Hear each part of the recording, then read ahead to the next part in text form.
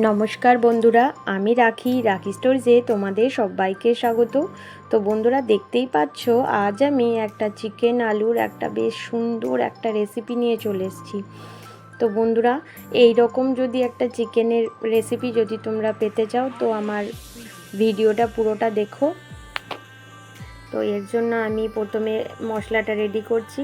তো আমি আদা নিয়েছি 2 টুকরো আর পেঁয়াজ একটা গোটা, বেশ 1 মুঠো মতো আমি রসুন নিয়েছি। আমি সব একসাথে পেস্ট করে আমি মাংসের সাথে মাখিয়ে নিয়েছি। আর 2 চামচ টক দই দিয়ে খুব ভালো করে আমি ম্যারিনেট করে রেখে দিয়েছি, সাথে হলুদও দিয়েছি। এবার আমি কড়াই বসিয়ে দিয়েছি আর কড়াইয়ে এবার আলুগুলোকে ভেজে নিলাম। তো ভেজে রাখা হয়ে গেছে। এবার আমি ওই কড়াইয়ে আরও একটু তেল দিয়ে পেঁয়াজগুলোকে ভেজে নিচ্ছি।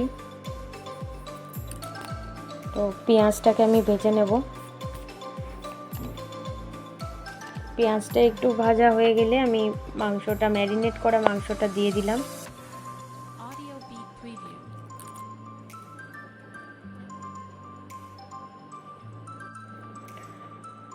চিকেনটা দিয়ে আমি একটু নাড়াচাড়া এবার করে নেব। তো তার মধ্যে আমি 2 চামচ কাশ্মীরি মির্চ আর 1 চামচ রেড চিলি পাউডার আমি দিয়ে দিলাম। এবার ওটা একটু কষিয়ে নেব। তারপর আমি একটু চাপা দিয়ে দিলাম। তো আমি রান্নাটা পুরো চাপা দিয়েই করব।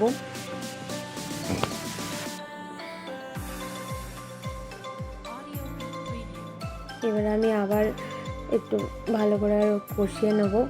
তো দেখো বন্ধুরা, খুব সুন্দর করে কালারটা আসছে। এরপর আমি আবার একটু চাপা দিয়ে দিলাম। তো কষিয়ে নেওয়া যাক। আমি দেখুন এরকম একটা জায়গায় এসে গেছে খুব সুন্দর করে।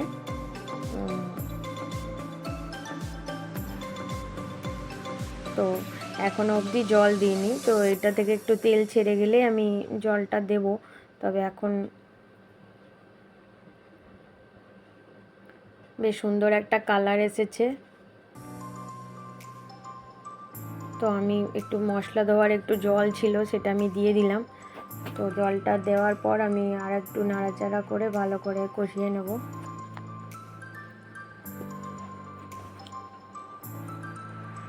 তো এবার আমি আর একটু জল দিয়ে দেবো এবার সেদ্ধ হওয়ার জন্য, আলুটা আর চিকেনটা যাতে খুব ভালো করে সেদ্ধ হয়ে যায়, এই জন্য আমি আর একটু জল দিয়ে দেবো। 3 বাটি মতো আমি জল দিলাম।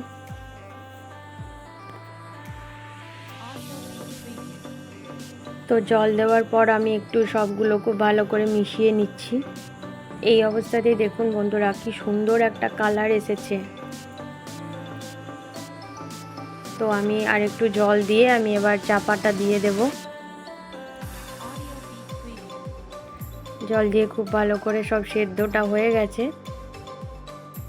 তো আমার রান্নাটা অলমোস্ট হয়ে গেছে। চিকেন আলু সবই সেদ্ধ হয়ে গেছে। একটু ফুটিয়ে নিলে আমি এবার নামিয়ে নেব।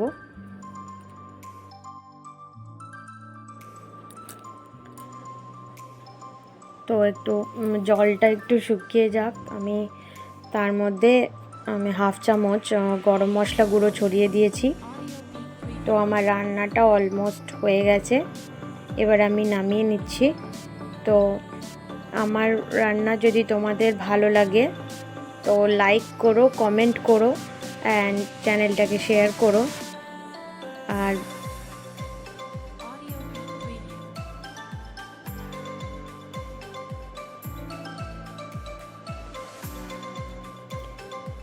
Thank you.